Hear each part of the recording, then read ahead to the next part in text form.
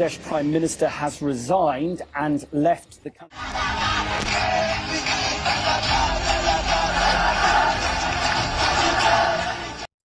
মানবতা বিরোধী অপরাধের দায়ে বাংলাদেশের প্রাক্তন প্রধানমন্ত্রী শেখ হাসিনাকে মৃত্যুদণ্ডের সাজা ঘোষণা করেছে বাংলাদেশের আন্তর্জাতিক অপরাধ ট্রাইব্যুনাল।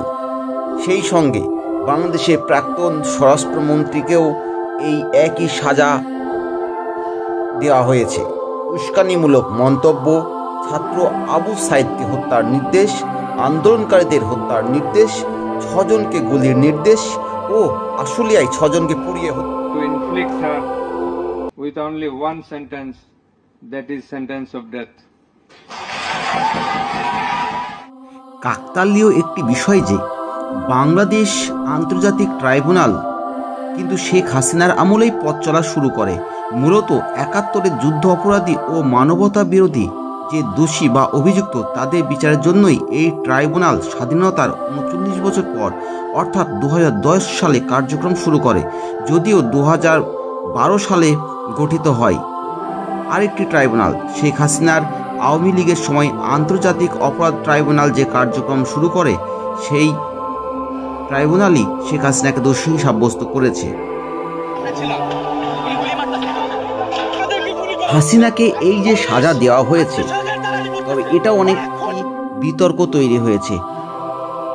কেউ কেউ মনে করছে তাকে উদ্দেশ্য প্রণোদিতভাবেই এই সাজা দেওয়া হয়েছে, তাই তার সাজা কখনোই হবে না বা বাংলাদেশ যতই দাবি করুক তাকে প্রত্যর্পণের জন্য এত সহজ বিষয় নয়।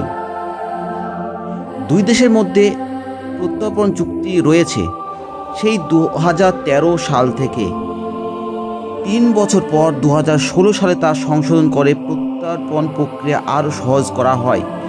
কিন্তু তা সত্ত্বেও চুক্তিতে এমন কিছু ধারা রয়েছে, যেমন যদি দেখা যায় অভিযোগ ন্যায় বিচারের স্বার্থে বা সরল বিশ্বাসে আনা হয়নি, কিংবা অভিযোগ রাজনৈতিক অভিসন্ধিমূলক অথবা সামরিক অপরাধমূলক বা ফৌজদারি আইনের পরিধিতে না পড়ে, তাহলে প্রত্যর্পণে অনুরোধ খারিজ করা যায়।